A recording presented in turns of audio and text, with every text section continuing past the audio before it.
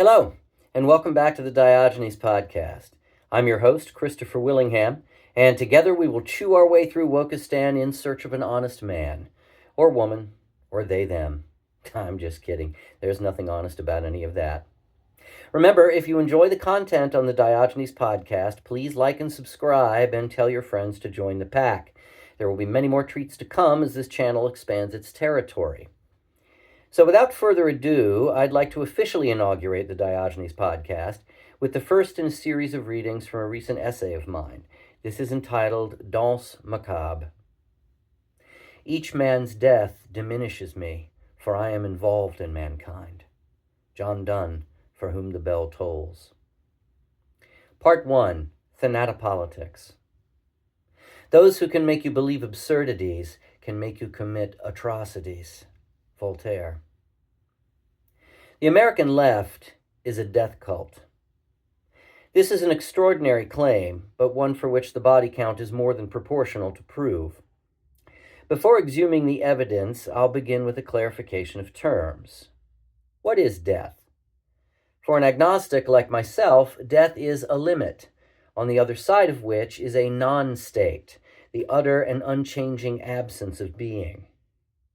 As the 3rd century BCE Greek philosopher Epicurus wrote in his Principal Doctrines, death is nothing to us, for what has been dissolved has no sense experience, and what has no sense experience is nothing to us. This is especially apposite as the woke left are demonstrably senseless and nonsensical. They insist on privileging individual experiences, i.e. standpoints, that are defined through the absence and negation of universalizable norms. It's my lived truth and you can't have it. So it turns out the left is in favor of private property after all. The problem with existing in a vacuum of idealized private experiences, however, is the same kind of problem with unlimited acceptance. Valuing everything, like valuing only one's own thing, makes it impossible for anything to be meaningful. The former erases all standards. The latter erases the world in which they would matter. Ultimate relativism without shared priority is not the absence of prejudice. It is the annihilation of possibility. Take careful notice of the fact that with the woke left, such relativism applies only to individuals' identities, not to outcomes, which are expected to be equally positive for all with no regard to merit or effort. In this way, narcissism becomes a kind of living death in which the individual is detached from any obligation to a common standard, and the self is hyper-differentiated from any belonging in a common world. This is a living death in which pronouns, masks, lawn signs, bonnets, scarves, and other sacred identitarian totems are wrapped like bandages around the wounds of generational trauma and structural oppression, pinned in place with microaggressions. The woke, then, are like so many aposematic mummies, wrapped up in the rainbow flags of their luxury beliefs, preserved forever in a stiff posture of hallowed revolt, all dressed up with nowhere to go. Fine for them if that's how they wish to be, or not to be. That is the question. But the trouble is that they insist on having company, and want their attendants and courtiers entombed with them. We all must don the death masks and participate in the funeral procession as they convert the culture into their mausoleum. In theology, this sacralized negation is known as the apophatic tradition, the apprehension of the divine or the transcendental through a claim of and commitment to its ultimate unknowability. The Latin translation of this practice is known as the via negativa, the negative way, or the way of denial. Adapted by the woke left, this nihilistic practice is predicated on a primordial and a political chaos, an ultimate relativism where anything goes because nothing actually is. For the leftist, it is critical to strip away all social structure to reveal what they believe matters most: pure power. This is the leftist God, and this is the God of death. What is a cult? Etymologically, the word descends to us from the Latin cultus and is the root of cultivate, and to the Romans also meant to revere, but not exclusively in the religious sense. Clearly, some degradation has occurred, and things rank and gross in nature have come to define the term. The common modern understanding, derived from the sociologist Max Weber, describes a group with distinct religious or philosophical beliefs and practices bound together by charismatic leadership. Cults are often understood as hierarchic organizations whose orders are enforced through psychological manipulation, such as providing or denying social and spiritual benefits. And of course, the cults most familiar to us, from Jim Jones' People's Temple to David Koresh's Branch Davidians to Heaven's Gate, are inextricably linked to death. This is unsurprising given the utopian, millenarian, and next-level ascensional aspirations of these and other groups, who are deeply committed to the belief that the world is corrupt and contaminated and must be purged and transcended at any cost. The historian of religion, Mircea Eliade, observed that, quote, "Every religion implies that it treats the problem of being and non-being, life and death. Their languages are different, but they speak about the same things." End quote. In this way, cults and ideologies share a common telos, or purpose, a need to separate the sacred from the profane, as Eliade would describe them, or the pure from the politically deplorable, as Hillary Clinton did. Consider these examples. Black Lives Matter. Quote, "There will be riots, there will be fire, and there will be bloodshed." End quote. This was New York City BLM co-founder Hawk Newsom in 2021 in response to Mayor-elect Eric Adams' promise to restore plainclothes cops to duty to battle a surge in violent street crime. Antifa. Quote, "We go where they go," the right-wingers. "We go to cause conflict and to shut them down where they are." End quote. More bird droppings, this time from Scott Crow, former Antifa organizer. And the jab COVIDians. Quote, "We need Big Brother to beat this virus." End quote. This was an Orwellian headline in the British newspaper The Times from April 4th, 2022. All such groups operate through authoritarian fiat. It's their way or the highway to hell, and they rejoice at either outcome. Bombastic examples of death cult fervor are embodied by the actions and language of Islamic fundamentalists. Philosopher and famous new atheist Sam Harris has put it succinctly, quote, "The only problem with Islamic fundamentalism are the fundamentals of Islam," end quote. Watch out, Sam. As it says in the Quran 33:64, surely Allah has cursed the unbelievers and prepared for them a burning fire. Such combustible rhetoric was readily taken up by Sheikh Mohammed Hussein Yaqub in 2009. Quote, "If the Jews left Palestine to us, would we start loving them? Of course not. They would have been enemies even if they did not occupy a thing. Our fighting with the Jews is eternal, and it will not end until not a single Jew remains on the face of the earth. As for you Jews, the curse of Allah upon you, you pigs of the earth." End quote. The Muslim community the world over is uniquely combustible, opines Sam Harris. Noting the cultural, ideological, and theocratic asymmetry of Islam in the West, he continues, quote, "We've seen protest after protest over cartoons and the naming of a teddy bear. We have not seen protests, certainly not sizable ones, over what an outrage it is that groups like Hamas or Hezbollah or Al-Shabaab or Al-Qaeda or Lashkar-e-Taiba or Boko Haram or any of these jihadist and Islamist groups, over the fact that they have committed atrocities against now practically countless innocent people, most of whom are Muslim." End quote. Such opposition to atrocity is lacking by Westerners and Muslim emigres to the West alike. It is as if we are so consumed with our own ostensible past imperfect that we are situationally blind, and that Muslims are simply inured to the fatal flaws of their faith and accept them as a matter of course. Such is the logic of death cults East and West. Harris concludes, quote, "Far too much of this community of 2 billion people the world over, is around religious pride and humiliation and religious symbolism. It's not around the real consequential body count of violence. Most of the world, and certainly most of the Muslim world, doesn't care when Muslims kill other Muslims. They care when Jews do it. Most of the world doesn't care when Muslims kill Christians. Islam plus jihadism is going to prove totally unworkable for open societies everywhere." End quote. With the war in Gaza, the terrorism of Hamas has been validated and taken up eagerly by Western leftists in a nauseating disavowal of the moral necessity to defend ourselves against civilizational hate. This cultural assault by Islamic fanatics includes not only Hamas's heinous attack on Israel on October 7, 2023, but a host of devastating assaults by extremists throughout the cosmopolitan West over the last 3 decades and continuing up to the present. These include 9/11 in New York City, resulting in nearly 3,000 deaths, the Madrid train bombings in 2004, which killed almost 200 people and injured over 2,000, the London bombings in 2005, which killed over 50 and injured hundreds, the Boston Marathon bombing in 2013, which killed 3 and injured hundreds, coordinated attacks by ISIS across Paris in 2015 that killed 130 people, and the 2015 massacre at the French satirical newspaper Charlie Hebdo that left 12 dead. The Pulse nightclub attack in Orlando, Florida in 2016, which killed 49 people in the deadliest mass shooting in the U.S. up to that time.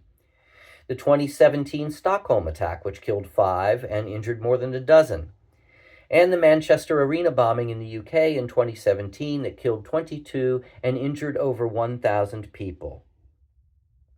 And on October 2nd, 2025, during Yom Kippur, the holiest day in the Jewish calendar, an Islamic fanatic named Jihad drove a car into pedestrians outside a synagogue in Manchester, UK, before getting out to stab several worshippers. 3 people died in this attack by the eponymous extremist who was out on bail for an alleged rape. This attack occurs amidst ongoing concerns over 2-tier policing in the UK, in which one very lenient standard of justice is applied to illegal migrants, and another for native-born British citizens concerned for their safety and the loss of their own cultural values. Case in point, Hadush Kebatu, an Ethiopian national who entered the UK illegally, was convicted in October 2025 for sexual assault just days after arriving. Housed at the Bell Hotel in Epping, a migrant stable, Kebatu was charged with 5 sexual offenses, including assaulting a 14-year-old girl and 2 other women. His sentence? 12 months in jail, although it is likely he will evade deportation. Yet in Chelmsford, 3 British men involved in a protest against illegal migrants have been sentenced to 2 years each, twice that of a convicted sexual felon whose judge found him, quote, disgusting and sickening with a significant risk of reoffending, end quote. Meanwhile, in one 5-day period from September 29th to October 3rd, 2025, 2,037 illegal Islamic migrants, all military-aged men, entered the UK on 30 dinghies. No one knows who they are, where they came from, or what they intend. What can be known is that they likely will be allowed to stay and will be provided for until such time as a crime is committed by some number of them, at which point they will probably be allowed to stay a bit longer. This continuous drastic influx is a paramount cultural concern. Consider that during Tony Blair's 10-year term as Prime Minister of the UK, from 1997 to 2007, it is estimated that the number of migrants exceeded the total number from the time of William the Conqueror until Blair took office. That's almost 1,000 years of migrants in a single decade. Whatever one's position on immigration, it is indisputable that such a tsunami of unassimilables will have an egregiously destabilizing cultural and economic effect. This is not Western chauvinism. Such would be the case anywhere cultural outsiders suddenly flooded into a country not their own.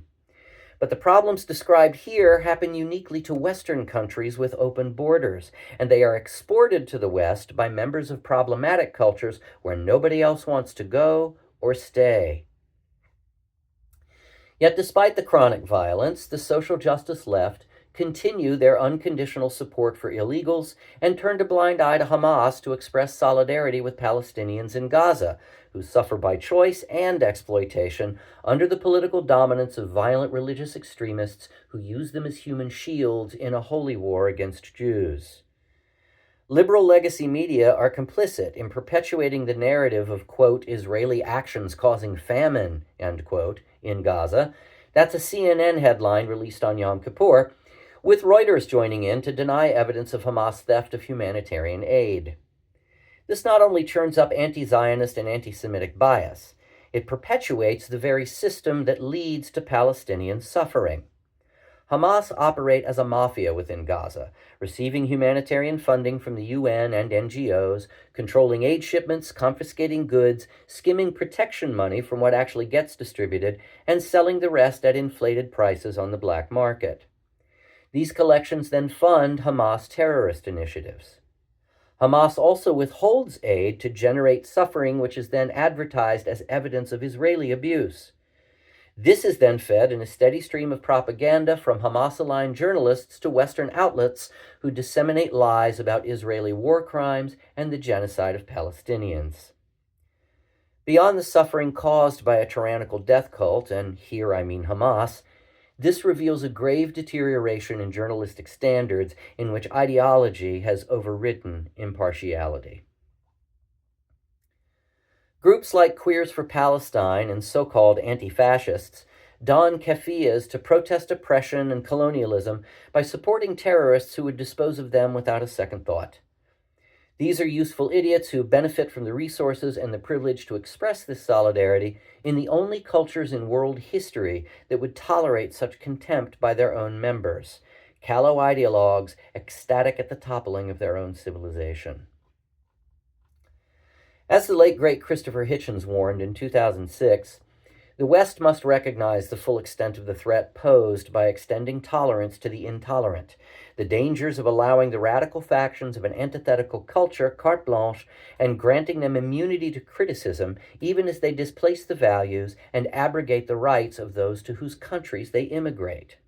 Quote, "Up go the placards and up go the yells and the howls and the screams. Behead those!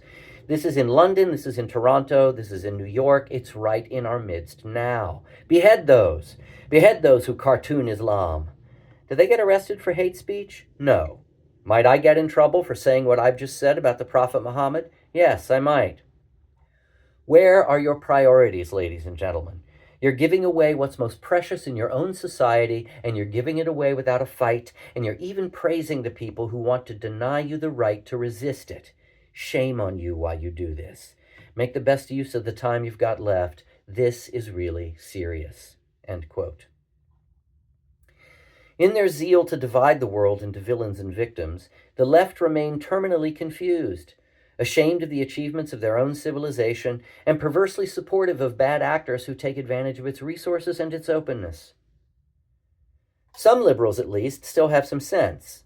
In one of his increasing remonstrations of the woke, comedian Bill Maher excoriates Western leftists for their shameful refusal to support our cultural values.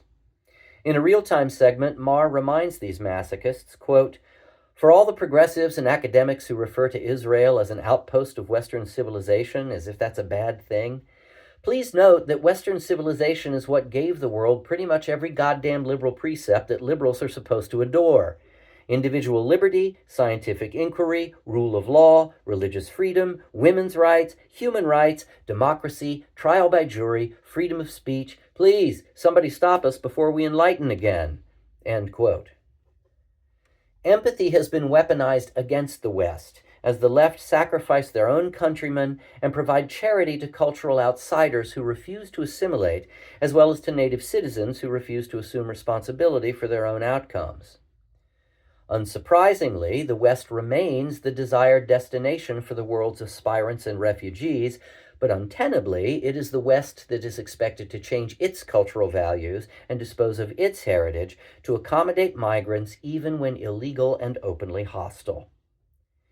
And this expectation flows in one direction only. Outsiders, especially from Islamic countries, are decidedly not multicultural and are only too happy to have Western values and traditions weakened. And the self-loathing left are only too happy to accommodate them. As Maher went on to point out, one can find all the aforementioned liberal concepts in modern Israel and virtually nowhere else in the Middle East. Yet Western leftists, like the obstreperous Marxist journalist Abby Martin, denounce Israel for perpetrating, quote, "genocide on steroids," end quote. She continues her performative outrage, claiming, quote, "This is Israel for who it is. This is their true nature and character," end quote. Notice the contradiction. Leftists deny essentialisms, such as biological sex or the heritability of IQ, but tyranny and oppression are just how Jews, and by extension all whites, are. Martin's narcissistic Darvo is delivered with the malicious cluster B gotcha grin typical of woke leftists, especially women, by which I mean the real ones. More on the mental health issues of gynocrats to come. Darvo, by the way, stands for Deny, Attack, and Reverse Victim and Offender, and is a manipulative tactic frequently employed by individuals with narcissistic personality disorder, NPD, and is commonplace among woke leftists. Once one learns to spot it, it can be seen everywhere. Try TikTok for a crash course. Marr neatly sums up his stance on the woke tactic of dividing the world into oppressor and oppressed by noting the irony that, quote, all marginalized people live better today because of Western ideals, not in spite of them, end quote. Absolutely. And this includes Palestinians living in and near Israel. Approximately 2 million Palestinians hold Israeli citizenship, making up 21% of the population. And prior to the terror attack of October 7, 2023, over 200,000 Palestinians from the West Bank and Gaza held work permits in Israel and traveled back and forth every day. Unsurprisingly, this traffic in dual citizenship works only one way. It's worth noting that the word Hamas means zeal in Arabic. Zeal, of course, is devotion to a cause often bordering on the fanatical. So when the American left carry signs and cry out to globalize the Intifada, they would do well to remember that sharing this particular borderline personality disorder doesn't get you anywhere you'll really want to be.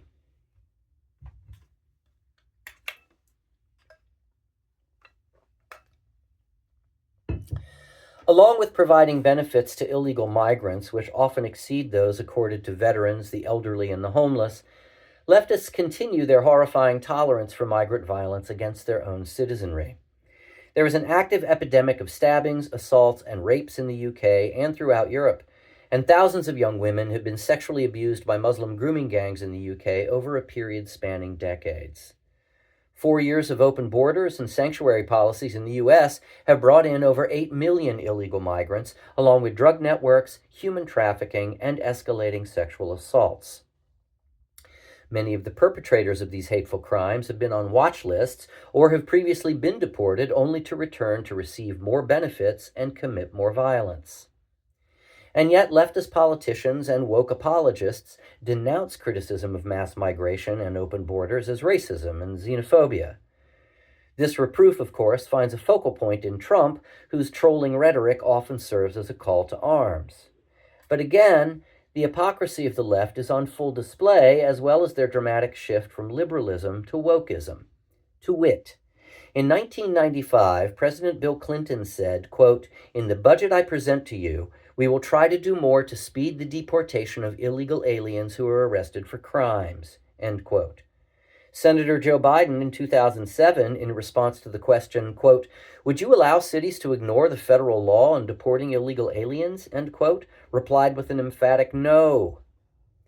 Hillary Clinton, during her 2008 presidential campaign, stated in no uncertain terms, quote, "I think we gotta have tough conditions. Tell people to come out of the shadows if they've committed a crime and deport them, no questions asked," end quote.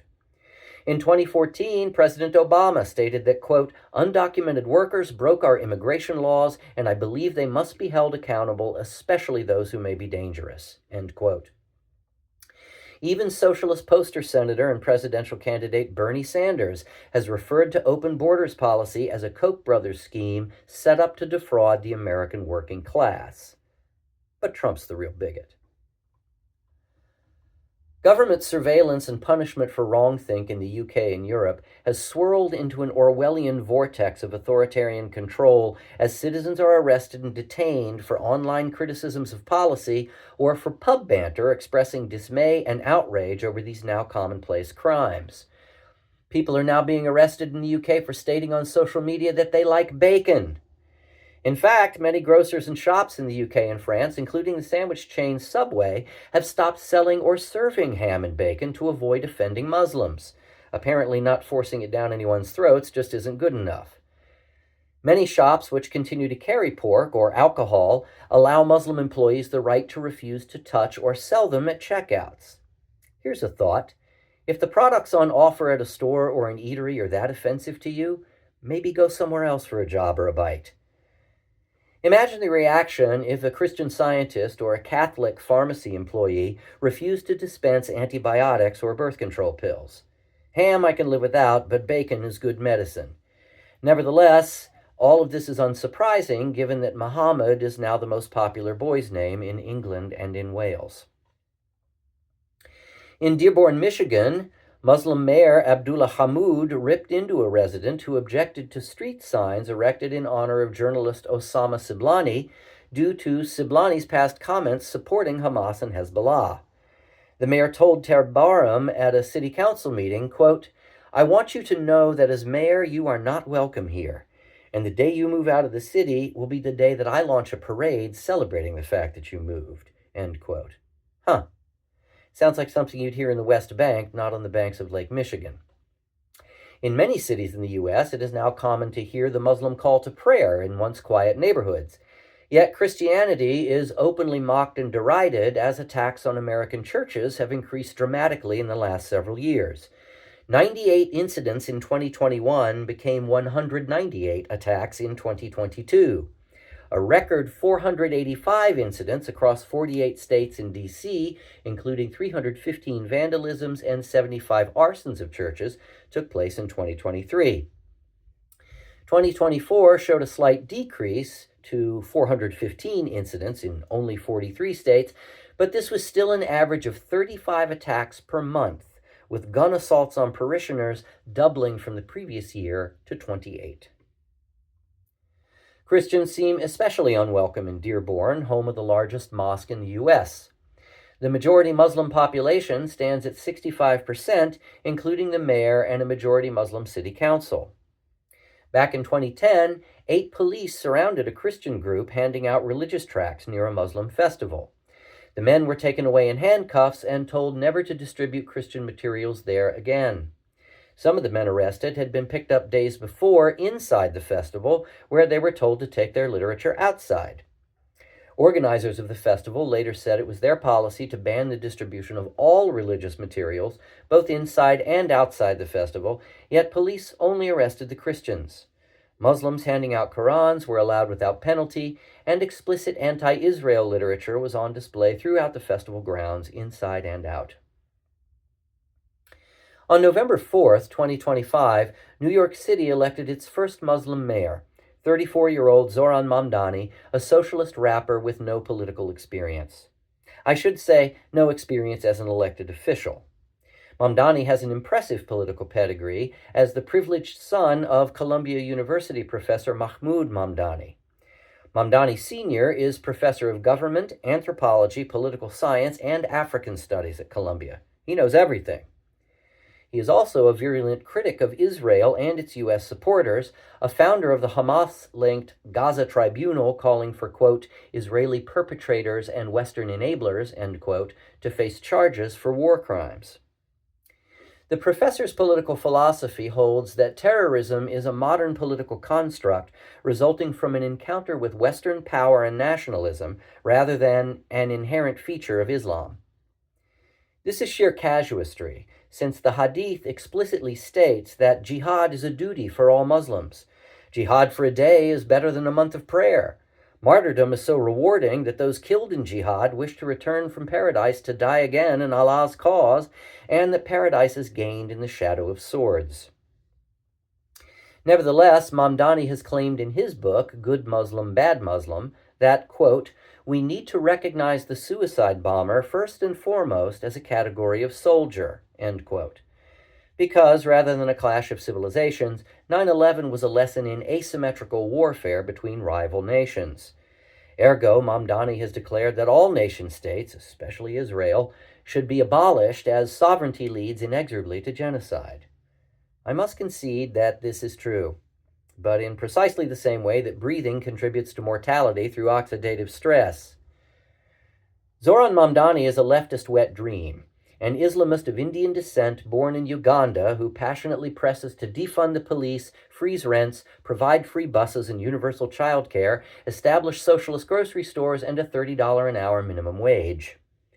In one video, Mamdani can be seen in a kurta, a tunic favored by South Asians, with a communist red star emblazoned on its back. Mamdani himself is backed by the Democratic Socialists of America, one faction of which, the Red Army Caucus, openly calls to abolish capitalism. The DSA, some 85,000 members strong, issued a declaration in advance of the peace deal between Israel and Hamas, the so-called Until Palestine Liberation Statement, that holds Israel accountable in perpetuity for occupying Gaza and warns that a ceasefire, quote, does not wash the hands of the ruling class that continue to fuel and arm genocide while stoking regional war, end quote. At an August convention, it adopted a resolution to expel any members who do not fully commit to its policies of divestment and sanction against Israel and its allies in the U.S., and reaffirmed the principles of the Palestinian National Council, adopted in 1977, to pursue, quote, resistance by any means necessary, end quote. This sounds suspiciously like a threat, but I can't think for you. You'll have to decide whether Zoran Mamdani has Allah on his side. And I certainly can't speak for the Almighty, but along with the socialists, Mamdani does have ISIS on his side. In a shocking statement following his mayoral win, the terror group wrote, quote, all praise is due to Allah, and may his peace and blessing be upon his messenger and his companions and family. We in the Islamic State would like to express our sincerest excitement and deepest commendation for today's jihad in New York, adding, after 9/11, we changed our strategy. We took revenge of 9/11 on 11/4, end quote. As I was walking down the streets one day, an airplane flying low collided with the skyscrapers above my head, and I said, does anybody really know whose jihad this is? Does anybody really care? Apparently not anymore. What would Giuliani do? In New York City, over 275 mosques serve over 750,000 Muslims. Some of these attended an October 7th, 2025 anti-Israel, anti-America protest, shouting, quote, we did not act enough. We will show up stronger than we did the first October 7th, end quote. Break out the Baba Ganoush. Paterson, New Jersey boasts a 20% Muslim population and is known as Little Ramallah. Houston, Atlanta, and Los Angeles all have large and growing Muslim populations with significant numbers of city council members and state legislators. Minnesota boasts U.S. Rep and Strident Squad member Ilhan Omar, who denigrated Charlie Kirk supporters the day after his assassination for being quote-unquote full of shit, and shamed Kirk's wife for, quote, sitting by him as Kirk spewed hate, end quote. Minneapolis has as well the exiguous Omar Fateh as mayoral candidate, on record praising the October 7th Hamas attack on Israel, which, to her credit, Senator Amy Klobuchar denounced.